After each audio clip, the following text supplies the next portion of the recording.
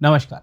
News room में आप सभी का स्वागत है। देश को 10 साल बाद लोकसभा में विपक्ष का नेता मिल गया है। 2014 और 2019 में चूंकि कोई भी विपक्षी पार्टी लोकसभा चुनाव में इतनी सीटें नहीं जीत सकी थी कि उसे विपक्ष के नेता का पद मिल सके, इसलिए यह पद खाली था। पिछली 2 लोकसभा में पहले मल्लिकार्जुन खड़गे और उनके बाद अधीर रंजन चौधरी एक तरह से विपक्ष का नेतृत्व कर रहे थे।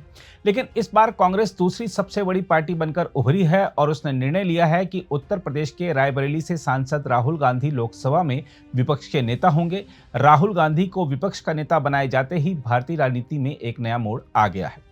साथ ही भारत की राजनीति में उत्तर प्रदेश का कितना महत्व है, इसे इस बात से समझ सकते हैं कि देश के प्रधानमंत्री भी उत्तर प्रदेश के वाराणसी से सांसद हैं और विपक्ष के नेता भी इसी प्रदेश से सांसद चुने गए हैं।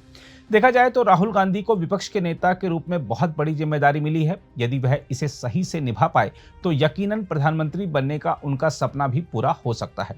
राहुल गांधी ने हालिया संपन्न लोकसभा चुनाव में जिन मुद्दों को उठाकर अपनी पार्टी को बड़ी बढ़त दिलाई, यदि वह उन मुद्दों को संसद में भी प्रभावी ढंग से उठाकर देश की जनता की समस्याओं का हल करवा पाए तो वह अपनी उस छवि से बाहर निकल सकते हैं जिसके तहत कहा जाता है कि राहुल गांधी गंभीर राजनीतिज्ञ नहीं है। वैसे विपक्ष का नेता बनते ही जिस तरह राहुल गांधी टी शर्ट छोड़कर कुर्ते पायजामे में संसद भवन पहुंचे, उससे उन्होंने काफी संकेत और संदेश दे दिए हैं। एक दिन पहले हाथ में संविधान की प्रति लेकर लोकसभा की सदस्यता की शपथ लेने वाले राहुल गांधी यदि संसदीय परंपराओं को आगे बढ़ाते हुए विपक्ष के नेता के रूप में सफल हुए तो भारतीय राजनीति में एक और नया मोड़ देखने को मिल सकता है।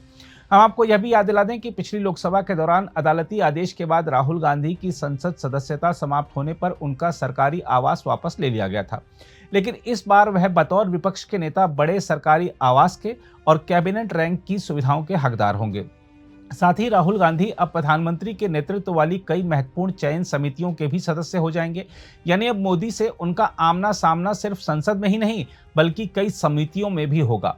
वैसे लोकसभा अध्यक्ष के रूप में ओम बिरला के निर्वाचन के समय राहुल गांधी ने प्रधानमंत्री मोदी से हाथ मिलाकर संकेत दिया है कि वह सकारात्मक और रचनात्मक विपक्ष की भूमिका निभाने के लिए तैयार हैं।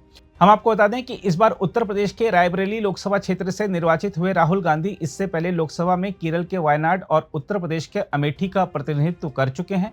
वह 5वीं बार लोकसभा पहुंचे हैं। कांग्रेस कार्य समिति ने गत 8 जून को सर्वसम्मति से एक प्रस्ताव पारित कर पूर्व अध्यक्ष राहुल गांधी से आग्रह किया था कि वह लोकसभा में नेता प्रतिपक्ष की जिम्मेदारी संभालें। उस समय राहुल गांधी ने कार्य समिति के सदस्यों के विचार सुने थे और कहा था कि वह इस बारे में जल्द फैसला करेंगे। हम आपको यह भी बता दें कि राहुल गांधी ने साल 2004 में भारतीय राजनीति में कदम रखा था और अपना पहला चुनाव अमेठी से लड़ा था। यह वही सीट थी जिसका प्रतिनिधित्व उनकी मां सोनिया गांधी ने 1999 से 2004 और उनके दिवंगत पिता राजीव गांधी ने 1981 से 91 के बीच किया था। राहुल गांधी लगभग 3 लाख मतों के भारी अंतर से चुनाव जीते थे। 2009 में वह फिर जीते, लेकिन 2014 में उनकी जीत का अंतर कम हो गया था और 2019 में वह स्मृति ईरानी से चुनाव हार गए थे। राहुल गांधी को 2013 में कांग्रेस का उपाध्यक्ष नियुक्त किया गया था और 16 दिसंबर 2017 को उन्होंने पार्टी की कमान अध्यक्ष के तौर पर संभाली थी। लोकसभा चुनाव में हार के बाद उन्होंने मई 2019 में अध्यक्ष पद छोड़ दिया था। इसके बाद से राहुल गांधी ने देश भर में यात्राएं निकाली। कन्याकुमारी से कश्मीर तक की भारत जोड़ो यात्रा के अलावा उन्होंने मणिपुर से मुंबई तक की भारत जोड़ो न्याय यात्रा भी की। कांग्रेस नेताओं ने राहुल की इन पहलों की पार्टी कार्यकर्ताओं व समर्थकों को प्रेरित करने के लिए सराहना की। कांग्रेस के राष्ट्रीय अध्यक्ष रह चुके राहुल गांधी के नेतृत्व में इस बार कांग्रेस ने लोकसभा चुनाव में 99 सीटें जीती हैं। अगर आप भी लेना चाहते हैं देश दुनिया की तमाम जानकारी तो आज ही सब्सक्राइब करें हमारे चैनल को। साथ ही नीचे दिए बेल आइकन को जरूर दबाएं ताकि हर अपडेट आप तक पहुंच सके।